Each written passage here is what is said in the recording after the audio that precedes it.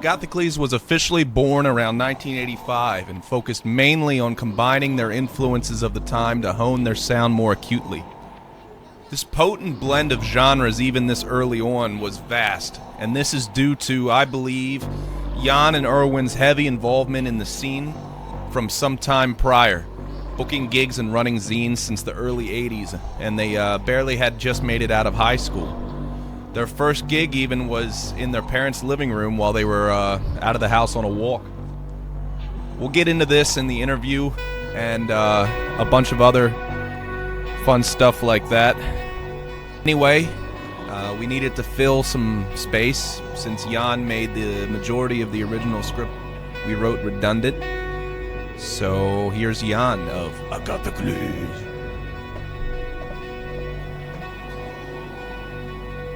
Hello, Jan. Hello, Brad. Thank you for doing this interview.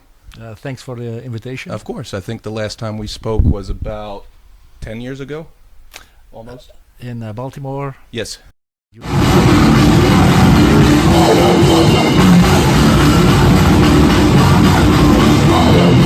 did the recordings of an album. Brilliant.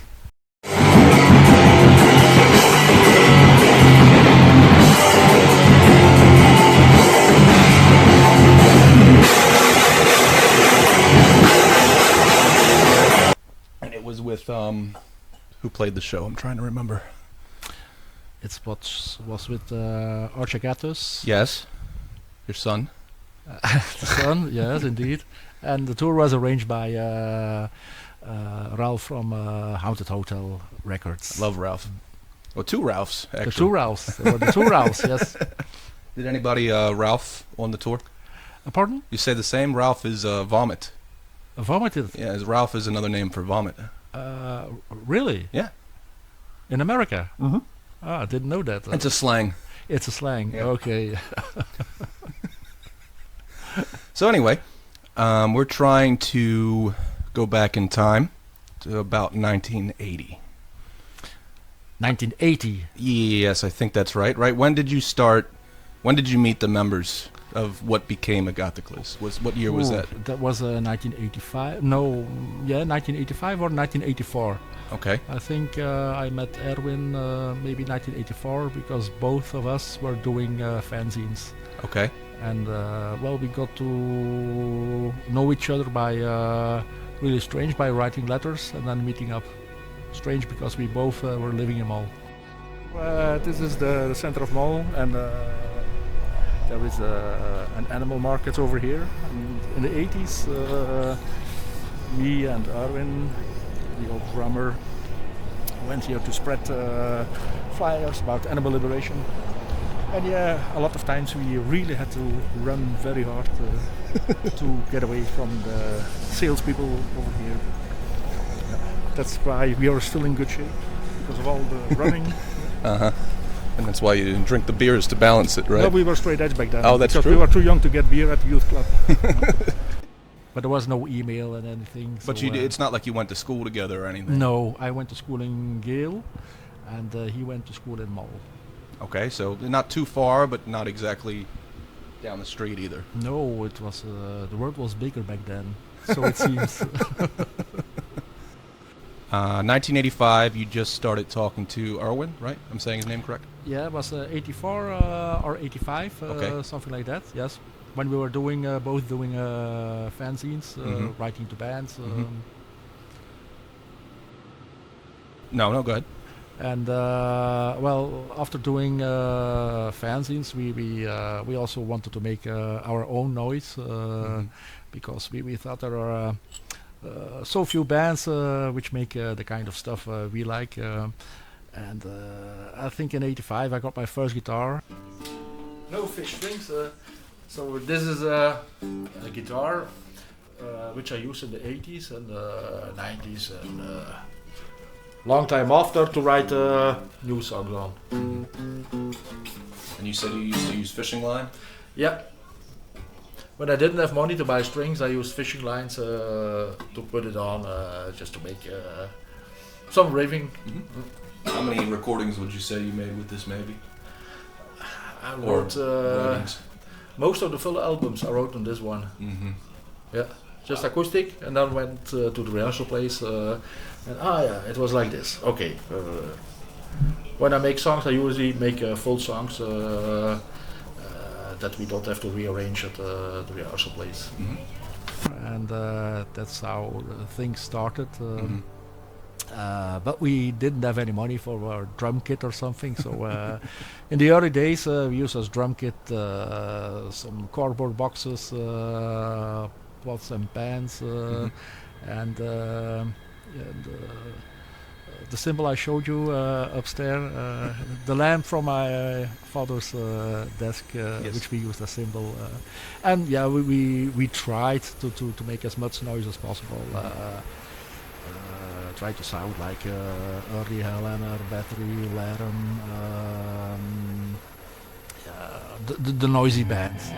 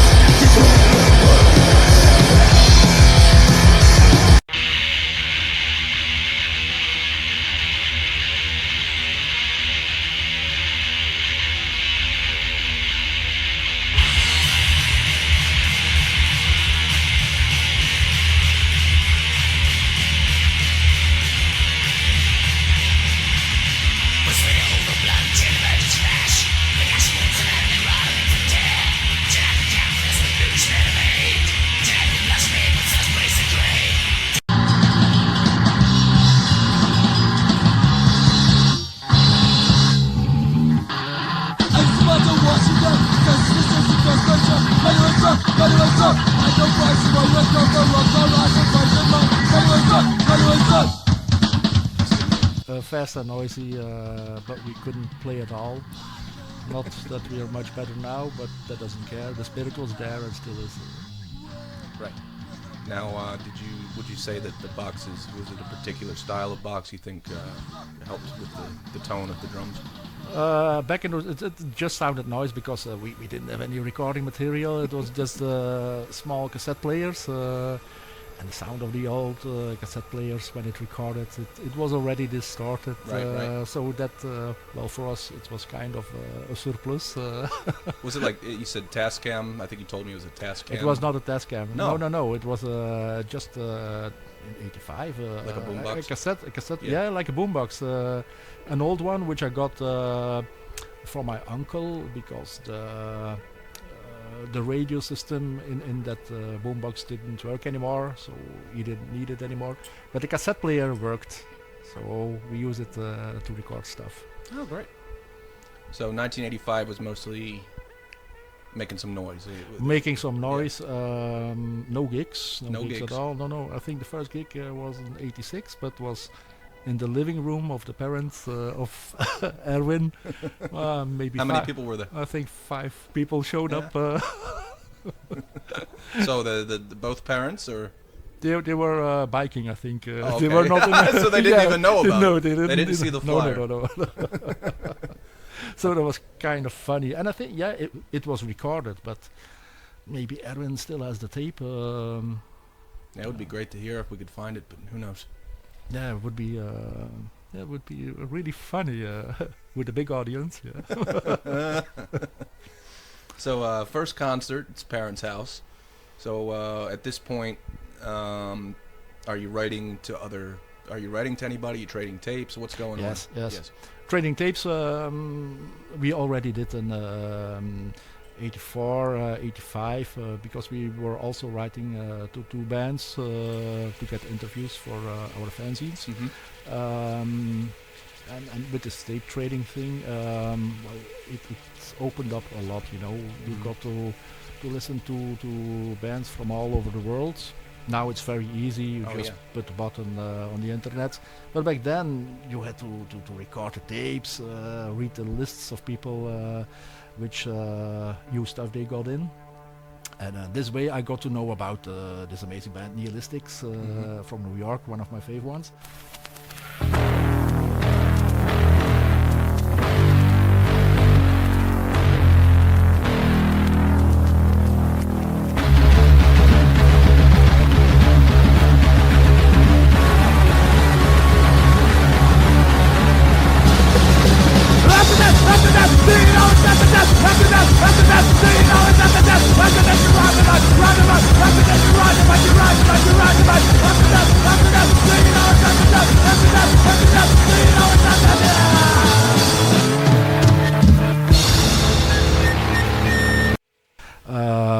Bands like Hell House, like Occult, crazy bands.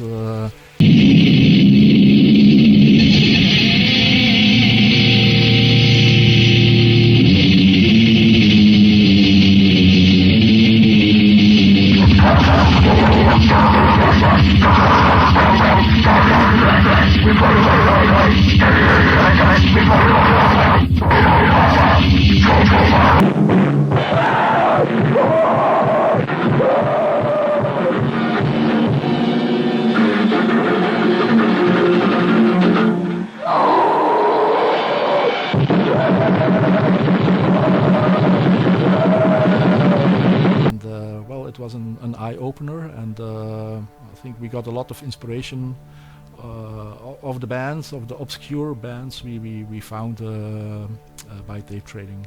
Mm-hmm. Okay, so at this point, would you say any of those connections helped you move to the next step, or was it kind of at this point you were still on your own? No, it helped us getting a bit further, because by tape trading the stuff we recorded also got spread more and more.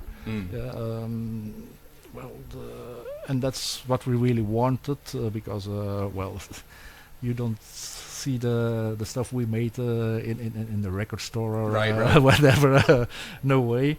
And by this way of tape trading, you get to meet, to know people who are like-minded, who are into this really underground, outsider, noisy punk, hardcore metal stuff, and not the mainstream.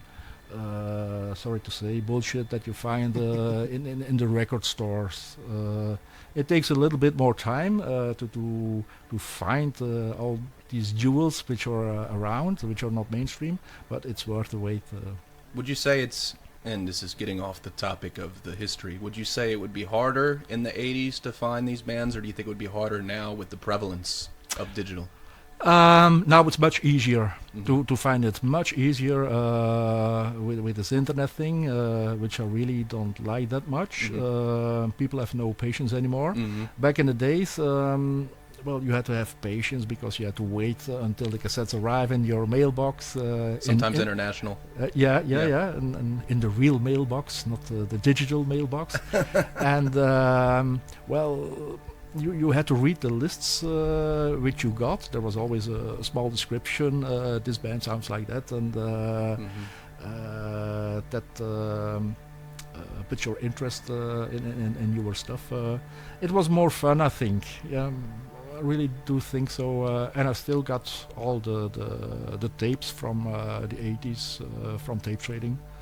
Most of them still work, and there is some stuff which you cannot find on the internet, but I cannot digitalize the things, so they stay in the closet, or how do you call it, on the shelves. Right.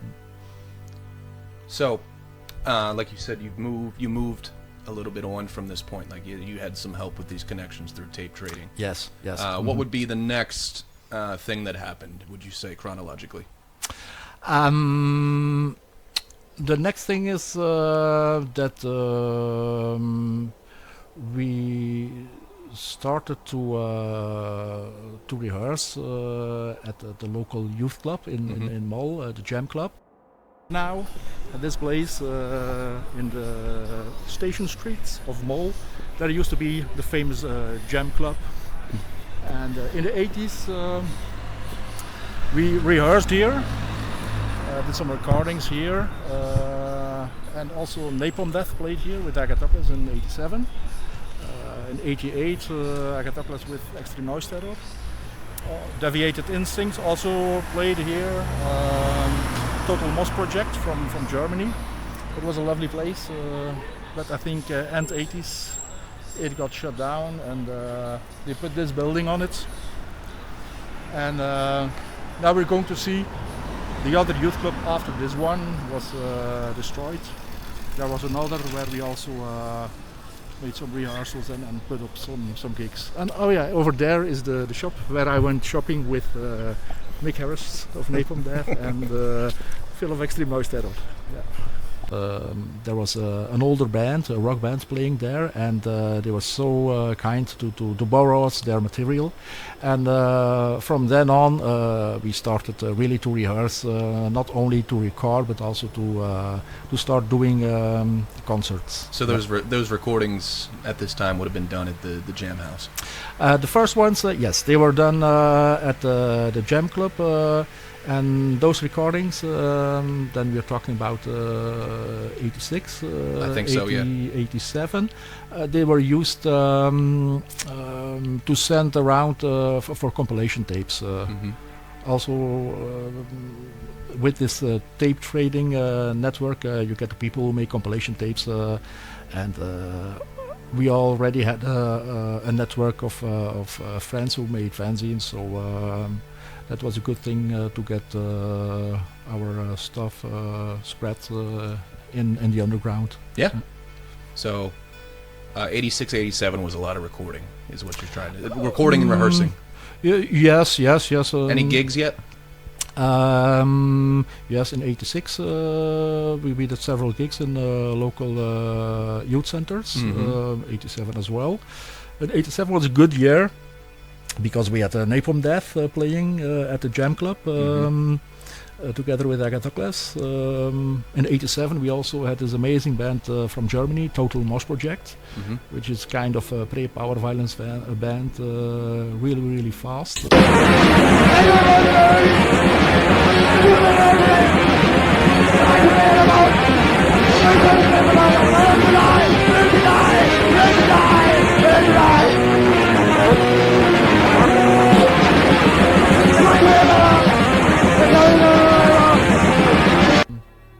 Before they were called Sons of Satan. Sons of Satan. Sons of Satan from Germany. They were Sons of Satan after or before? Before. Okay. Before, yes. Yeah. And then in '88, Extreme Noise Terror and Deviated Instincts played at the Jam Club. When Extreme Noise Terror was here, the people were watching. They never saw it, you know, the crusty dreadlocks right. of Extreme Noise Terror. I'm sure we look just as annoying now. So the Jam Club was really a nice period for Agathocles. We recorded there, rehearsed there, organized concerts there. But unfortunately, Jam Club got closed, I think around '89 or something. Yeah. Do you think it changed the landscape of DIY music in the area here? Yes, it did. It really did. Yeah, Mol was quite, how to say, famous because of the brutal hardcore scene, musically speaking. We had bands like Agathocles, Extreme, Distress.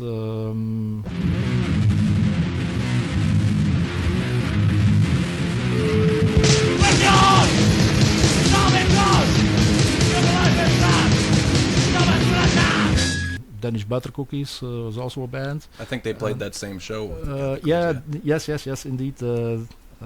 Danish Butter Cookies also played with Napalm Death, I think. Yes. I'm not sure. Yeah, and yeah, from Reti, which is a city near Mol, we got this band Rot, the Belgian Rot, which stands not for the Brazilian Rot, Belgian Rot. Not the Belgian Okay. one, which stands for Reign of Terror. Reign of Terror. Yeah, and they were also a grindcore band. I think the first Agathocles drummer was also sometime in the Reign of Terror. And my bass guitar, the Ibanez Rickenbacker, I bought from the singer of Reign of Terror. Oh, really? At this time? No, was later. Was beginning 90s, I think. Yeah. 1990s. this bass guitar I use from the 90s, I think, yeah.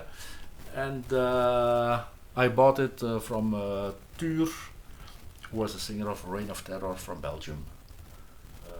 Bought it end of the 80s, I think, and I paid €12 for it, yeah. Yeah, €12. Thank you, Tuur. It's a good deal. Missing a tuner as well. Of course, you don't need it. What? You don't need it. The machine, yeah. This is a little off topic, but we like to talk about gear sometimes. Is that bass original? Like, there's nothing changed about it that you know of? Modifications? I think it's original, yes. Okay. Missing some strings, but that's You don't the need Agathocles way, Yeah. you know. Yeah. Yeah. And the singer of Reign of Terror, Tuur, very good friend. He was also a session singer for Agathocles during a tour in East Germany in '91. In 91? Okay. Yeah, because our guitar player couldn't go, and I had to play guitar, so Tuur stepped in as main vocals. So it's even at this time, it seems like you guys were very dynamic in that way. That whatever gets it done. Yes. Yeah. If it works, it works. Yeah. And based on friendship and mutual love for extreme music. No rock star attitudes. Not at all. No. I don't think so. No. No. Cheers, mate. Cheers. So.